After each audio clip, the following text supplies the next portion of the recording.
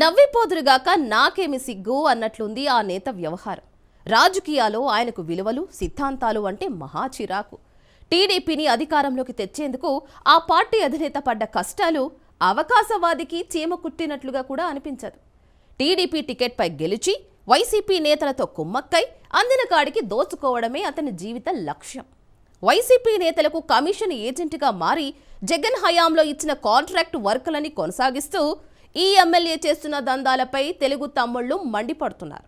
అందుకే ఇంట్లో టీడీపీ, వంటింట్లో వైసీపీ అంటూ ఎన్ఆర్ఐ ఎమ్మెల్యే రెండు పడవలపై కాళ్లు పెట్టి ప్రయాణం చేస్తున్నాడట. ఇంతకీ నమ్మక ద్రోహికి బ్రాండ్ అంబాసిడర్గా పేరు తెచ్చుకున్న ఆ వ్యక్తి ఎవరు? తిన్నింటి వాసాలు లెక్క పెడుతూ కాకలు తిరిగిన నేతలంటూ కాలర్ ఎక్కడ ఎగరవేస్తున్నాడు. Let's watch.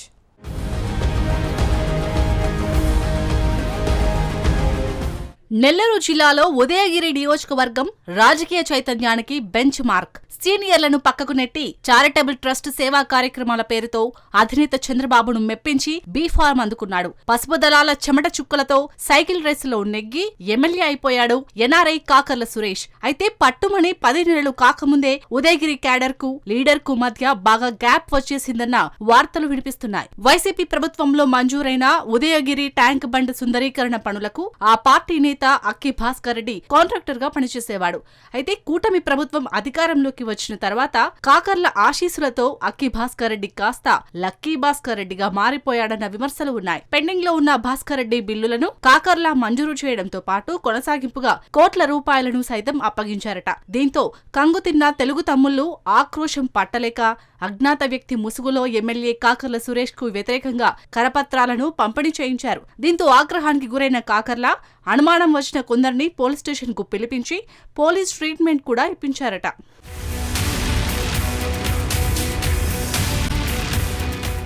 సాధారణంగా ప్రభుత్వానికి వ్యతిరేకంగా టెండర్ వేయాలంటే ప్రత్యర్థి పార్టీ కాంట్రాక్టర్లు జంకుతుంటారు. సీతారాంపూర్కు చెందిన వైసీపీ మాజీ ZPTC Duggireddy Gurava Reddy 1,50,00,000 road patch work పనులను కైవసం చేసుకున్నాడు. ఇదేంటని తెలుగు తమ్ముళ్లు ప్రశ్నిస్తే మాత్రం నా చేతిలో ఏముంది అంతా టెండరే అంటూ చేతులు దులుపుకుంటున్నాడట కాకర్ల.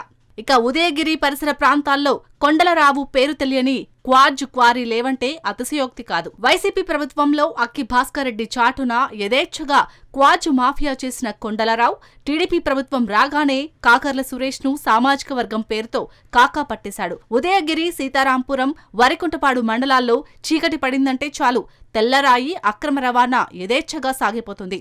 ప్రజలు ఎన్ని ధర్నాలు చేసినా, ఎన్ని నిరసన కార్యక్రమాలు చేసినా పట్టించుకున్న నాదుడే లేకుండా పోయాడు. తమ గ్రామాల్లో మైనింగ్ చేయొద్దని, తమ ఇల్లు బీటలు బారుతున్నాయని ఆక్రందనలతో ప్రజలు అల్లాడుతున్నా కొండలరావును నిలువరించే శక్తి ఎవరికీ లేదన్న వార్తలు ఉన్నాయి.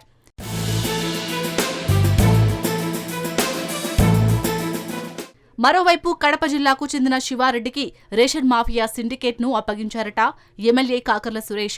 8 మండలాల్లో గింజ బియ్యమైనా సరే శివారెడ్డికే చెందాలని హుకుం కూడా జారీ చేశారట. అయితే ఇక్కడ మరో చిక్కు వచ్చి పడింది. పడమట నుంచి శివారెడ్డి, తూర్పు నుంచి దండా పవన్ కుమార్ రెడ్డి రేషన్ మాఫియా ఆధిపత్య పోరు అధిష్టానానికి తలపోటుగా తయారైంది.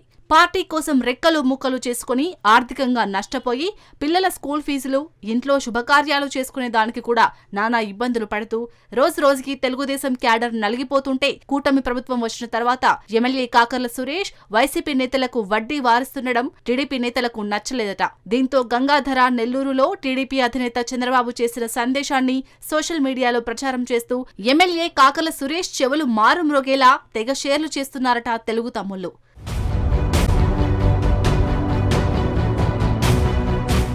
ఇదిలా ఉంటే నామినేటెడ్ పదవుల విషయంలో కూడా సారు రూటు సబరటేనట. కాకర్ల విజయం కోసం కృషి చేసిన మాజీ ఎమ్మెల్యేలు కంభం విజయరామిరెడ్డి, వంటేరు వేణుగోపాల్రెడ్డి, మేకపాటి చంద్రశేఖర్ రెడ్డి, మాజీ జిల్లా పరిషత్ చైర్మన్ చెంచల బాబు యాదవ్ వంటి సీనియర్ నేతలు ఉన్నా నియోజకవర్గానికి సంబంధం లేని కాకర్ల వ్యక్తిగత సహాయకుడు మాలేపాటి చైతన్య పేరును కాకర్ల రికమెండ్ చేశాడట.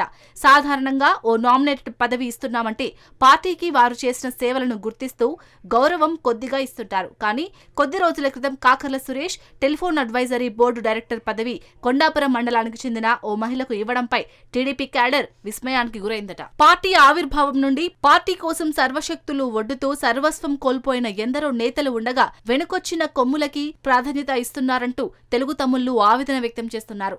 ఇదే విషయంపై పార్టీ అధినేత సీఎం చంద్రబాబుకు సైతం ఫిర్యాదులు వెళ్లడంతో కాకర్లను సున్నితంగా మందలించారట.